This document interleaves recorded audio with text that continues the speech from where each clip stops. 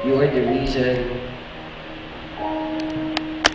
That's why we are here. You are the reason that we have life. And right now, Lord, just thank you for everything. We just pray that you guide us, Lord, as we worship and praise you. Give us, Lord, to hear from you. As your servant speaks, we pray, Lord, that you bless also our servants in the life of Pastor Lord and Pastor. That you use him, Lord, to speak to us. Just thank you. And we claim, Lord, and we just welcome the presence of the Holy Spirit in this place. We thank you, Lord, that you be the glory and the highest praise. In the name of Jesus Christ, our Lord and Savior. And all God's people say,